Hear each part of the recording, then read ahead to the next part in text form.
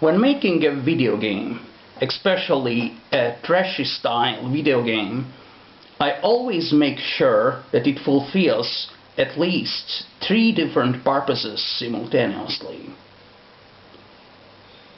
Here we have yet another trashy game that I made recently, which is the Graphical User Interface simulator, the typical minigame, but not so minigame, which makes fun of those simulators which take this concept really to the extremes by proposing simulations of things that are really not so relevant, nor, yes, maybe they are relevant, but aren't really so interesting. Well, the Graphical User Interface simulator is that. It's a simulator which is extreme because of this. It's an excellent example of something, a simulator which simulates facets of human activity, or a facet of whatever can be simulated, so to speak.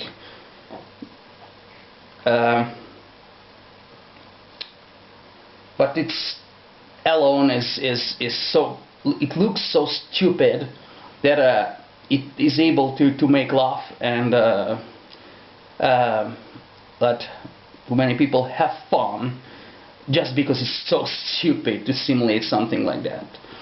And that's the aim of this game on the side of games. But what are these at least 3 purposes to fulfill?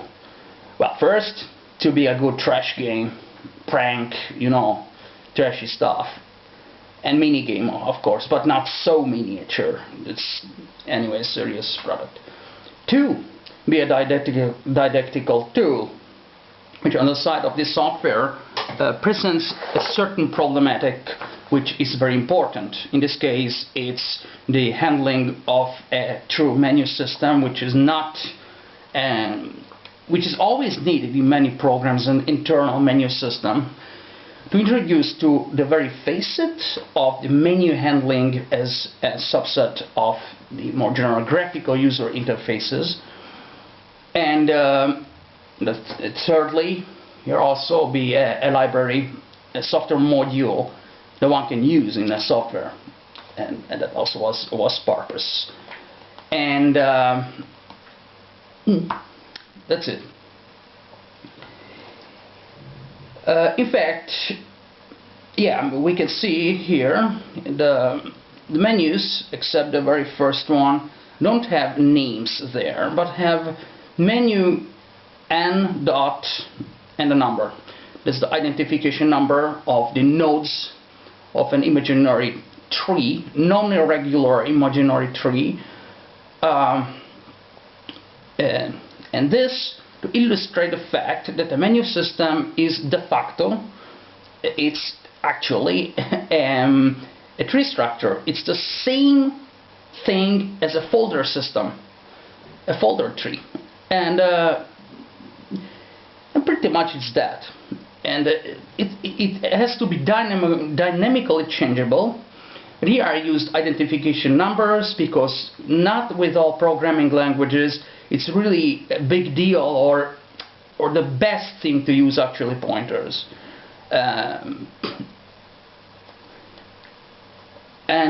So I used identification numbers, and there are fields where this is actually preferable than using pointers, because with JavaScript, for example, as a programming language, that's the programming language in which it was written, is not really good to play around too much with pointers, with some exceptions. An exception is when we point a function, and that's also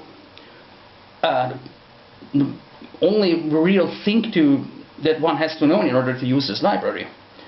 A menu item can be a submenu itself or a static item, and when it's a static item, or it's it contains nothing, and so wow, it's just a description. it's just there for fun. But most likely it contains a pointer to a function to execute when it's clicked. There are simple function that within the context of a more complex software enables or disables something, changes the visualization mode, for example in a CAD program, like from wireframe to solid, whatever. And that's it. And the whole software architecture is all like that.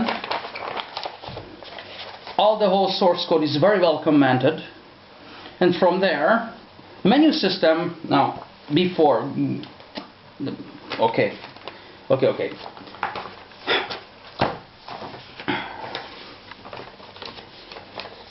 The source code is very well commented, and this is a reference figure for it. This is mostly the whole architecture of the software.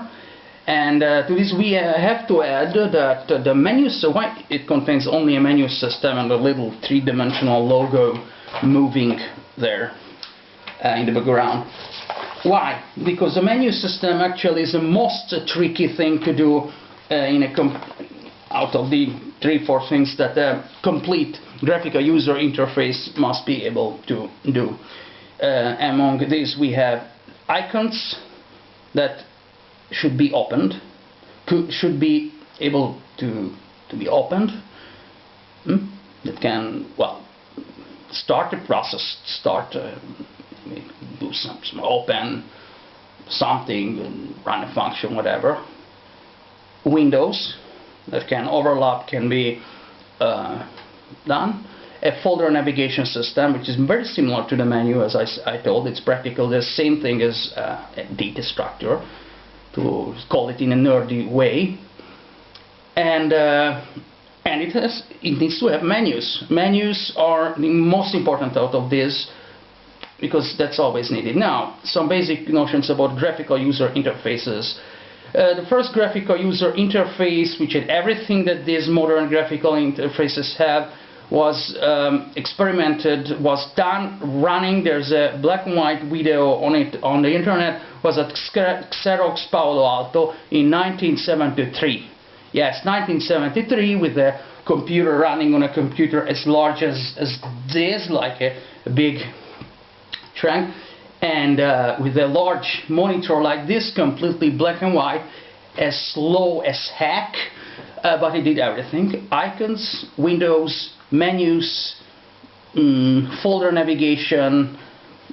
So graphical user interfaces, however, it's such an old concept, like 1973. It did everything that these interfaces do, but there are so many graphical user interfaces that there's this chaos, and they always manage to come up with something that is more difficult to use. And so I wanted to make this example to say, okay, this contains the most basic element of a graphical user interface and says how simple it is. So hoping that no one will in the future get wrong as something that has existed since 1973 and did everything that modern graphical user interfaces do. They are just practical. What? They need to be practical. They need to make everything more practical. That's it. And so, okay, I did this little simulator. It's in JavaScript. And whatever. So have fun with it, and if I can let it try to you. Wait a minute. Oh Lord. New window. Let it try to immediately. Moment please. Graphical user interface system. Open with Chromium. Moment please. Let it, already enlarged for you. Look, and how you can interact with it. So this is excellent didactical tool.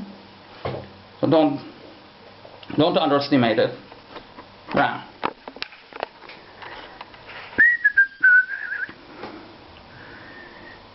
here is a three-dimensional logo running. When one clicks on the background, the menu disappears. There is a starting menu, which is the root of the tree of menus. There are items which do nothing when clicked because they are items. They are supposed to make something happen. But submenus are submenus.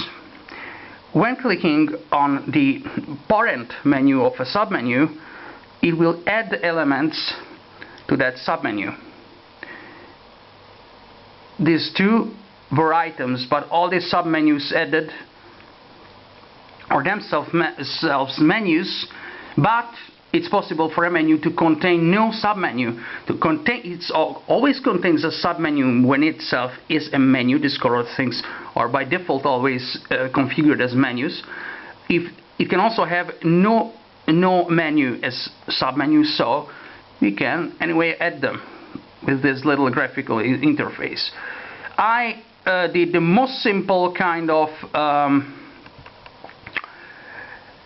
click and submenu expansion system, that is that when you open something it closes it only if you click on the background, and the opening of the menu is triggered by the simple fact of passing over to the mouse. When there is an ugly overlap, one can solve it by navigating in a strategic way to the menu, like look, by going on a background and just getting that you want, and so on. So there is no menu auto-closure, submenu auto-closure system that let you know that there are little things that can be added, but this already does everything that it needs. One can do everything if one is able to use it properly. Menus can be arbitrarily large tree structures, but the handling of going outside the window area is not implemented here. But the simplicity of this, besides making it excellently trashy game, as trashy as heck, it's a didactical tool which says which is the core system and which are details. Have lots of fun with Graphical User Interface simulator brought to you by Simon alias the Nerd of Algorithm. Today, Nerd of Algorithms today was the 31st of August year 2016. Very well. Bye bye. Have a nice day.